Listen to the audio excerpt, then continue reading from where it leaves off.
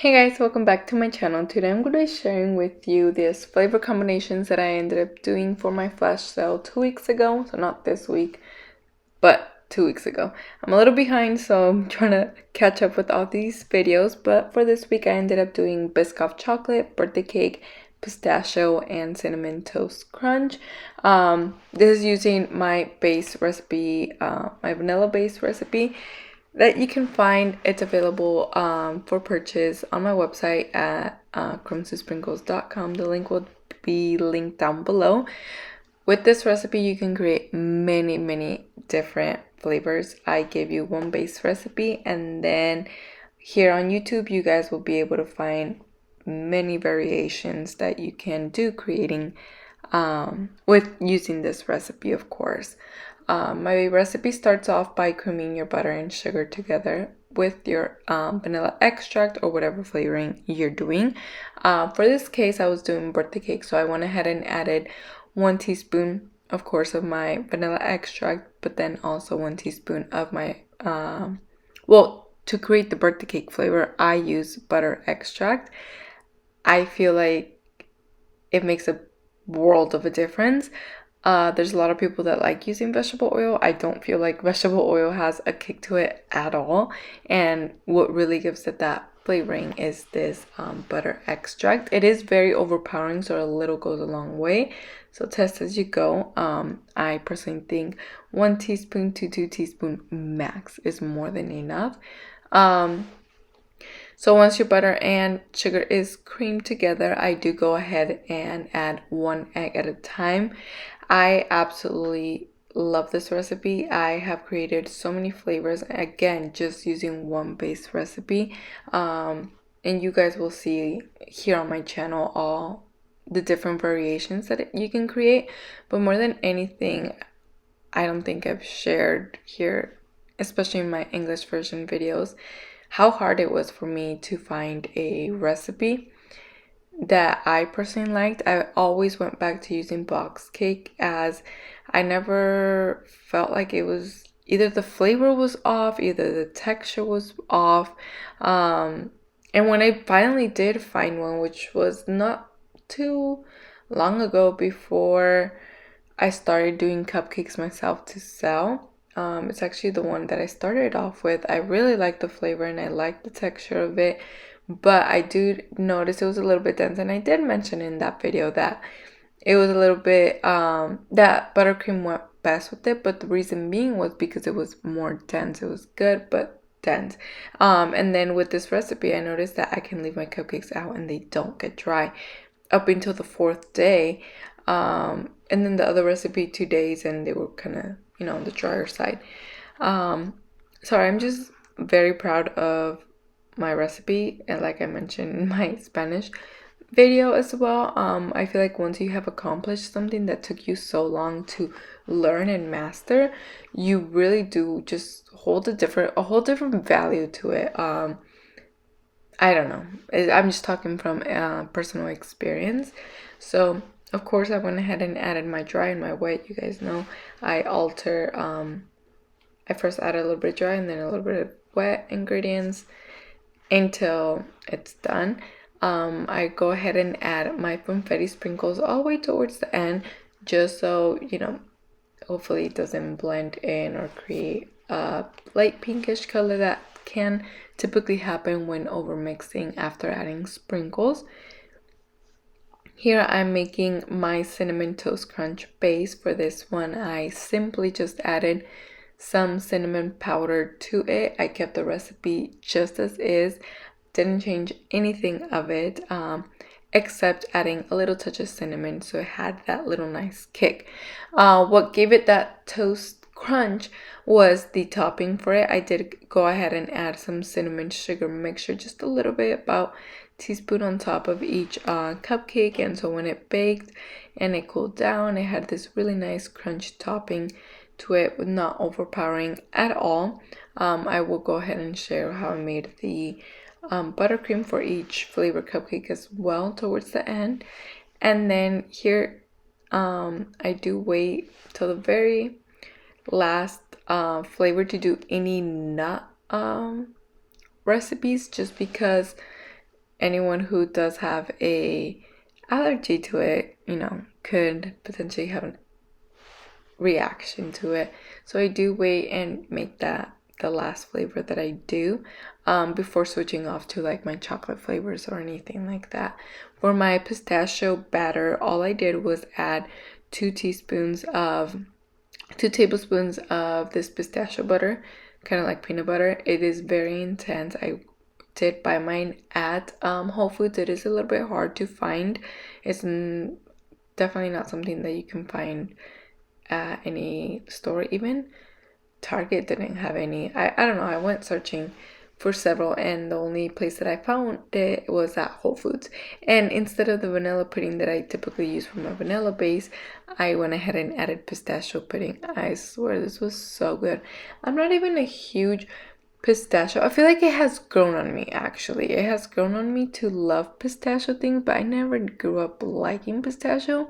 But it was just very light flavor. And my cupcake recipe, you get about 13 to 14 cupcakes every single time. If you get more, reason being is probably you underfilled them, which makes a huge difference in your cupcakes. Sometimes it's not even the recipe. If you overfill them, they're gonna have this flat, like crispy looking edges on your cupcakes that just won't look right. If you underfill them, they're gonna look very petite, or even just kind of get wrinkly on top. That has happened to me before. So you gotta make sure. I use an ice cream scooper, and that's how I guide myself. I literally just scoop out all the excess and I go ahead and add it. Now for my chocolate based recipe, it is more on the runnier side, but I do notice myself always, and I feel like it has been with every single recipe that I have tried, that for some reason, it could be the baking soda in typical cake batters or cupcake batter mixes, or chocolate based specifically, that makes them rise a little bit more. So I do go just a tad bit under than what I typically do for my vanilla base recipes. Also, this recipe is perfect for cakes, for cupcakes, and that's something that not every recipe will do. Like my other recipe, it was amazing. Like I said, I really did like it, and I used it for a little while. But when I would make cake, they would be very, very dense. So there's, like I said, some recipes that will do. Same with fillings. There's some that will work great. You adding any type of filling, jam, spreads, and then there's others that just don't do well. Things that I've learned along the way. So for my buttercream here, for my pistachio, I went ahead and added some of that pistachio butter, and just some buttercream. That's all I did to it. I didn't add anything else. That coloring is natural from the pistachio butter itself. I did not go ahead and add any food coloring to it. You can go ahead, but I like that natural look of pistachio. I didn't want it to look, you know, like green or so. And then this cupcake was on the smaller side. I still mess up. I still have my days too, and I just wanted to share kind of the texture of it. It is on the smaller side. It's typically a little bit fluffier, but you can get kind of like the look of it, of what the sponge itself looks like. And all I did for the topping was add some crushed pistachios for the top. Really, really simple. For my buttercream base for my birthday cake, all I did was add some of that butter flavoring that I told you guys, and a little bit of the vanilla. I do kind of eyeball it, but I don't know, I feel like after a little while you just eyeball some things. I definitely wouldn't do it in the beginning, as I've learned that, well, before I used to think that there was never anything like too much vanilla, but there's definitely is. You get to a point where you're like, a little bit too much, or I've noticed a difference, and you can definitely go overpowering with it. I will link down below all the sprinkles and leave some links that I think that will be helpful for you. But one of the things that I do order from Amazon are my sprinkles, my jimmies. These are the jimmies that I personally like, and there are some jimmies that will taste very nasty, but these don't have really a flavor other than they're just sweet. More than anything, I've also loved the colors of it. There's others that are a little bit on the brighter side, and I will go ahead and make a whole separate video of the crumble topping, the streusel topping, all that in a separate video, just because I will be using it a lot, that I want to have that recipe in a whole just video by itself, so I always have where to refer you guys to. So keep your eye out for that one. But that's all I really did for the decoration. You can go ahead and add a bunch of sprinkles to the top, but I definitely wanted to wait for another flavor that I have in mind, where I do want to cover the whole top with it. Oh, and I just realized I never said what type of piping tip I'm using. I think it's a 2D, 2B. I'll leave it linked down below, but it's one of my favorites, and I used it for all of my cupcakes this time around. And then for my Biscoff, all I did was the same thing as the pistachio butter, but instead using that Biscoff spread, and I did make sure to use the spreadable kind. For the chunky cookies, I did go ahead and use the crunchy version of it, but this time around I went ahead and added the regular spread one. And for the topping, I just drizzled some Biscoff and some chocolate on top. You can go ahead and fill them. I already feel like the flavor is intense enough. Maybe if I was just doing a actual just Biscoff flavor, I will fill them. But it's totally up to you, and I do only do a few. So for my chocolate based recipes, you do get about 16 to 18 to like about 19 cupcakes. You do get more than the dozen, so I don't do the full almost 19, 20 that you will get out of it. What I do is I just decorate what I feel like will sell that day.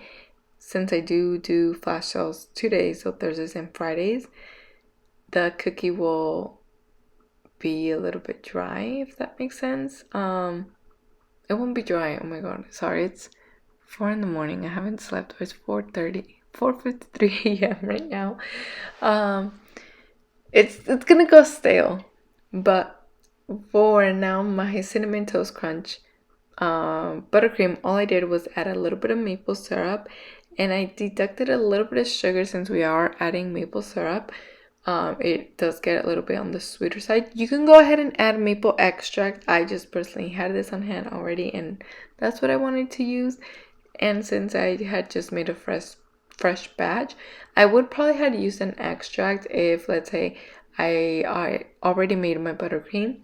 Then I would go ahead and add the extract, just because it's not as sweet as using the actual thing. But I went ahead and added a little bit of touch of cinnamon as well. And I feel like the combination went great. You could just keep it cinnamon if that's what you desire, but that maple, it wasn't a lot to make it taste like, oh my god, I'm eating a waffle, but it was a nice little touch and ting to it. But yeah, this is what I did this week. I feel like I'm forgetting to touch base, because my Spanish version was a little bit longer, but if I remember anything, then I'll leave it linked down below. Make sure and follow me on my social media if you haven't already. I will link down my personal social media. In my personal social media, I upload more of YouTube related content, behind the scenes of like what I'm doing, or what else do I post on there? More like classes, courses, anything new available, I'll go ahead and post there. Sometimes leave discount codes for you guys to use as well. That's something that you're able to find on my personal one. On my business one, well, you can see kind of how I run my business. But yeah, I'll see you guys next time. This was my little table setup of that week of the flavors and variations that I had. I will be going ahead and sharing all this with you here as well. But like I said, I am a little bit behind. But I'll see you guys next time. Bye-bye.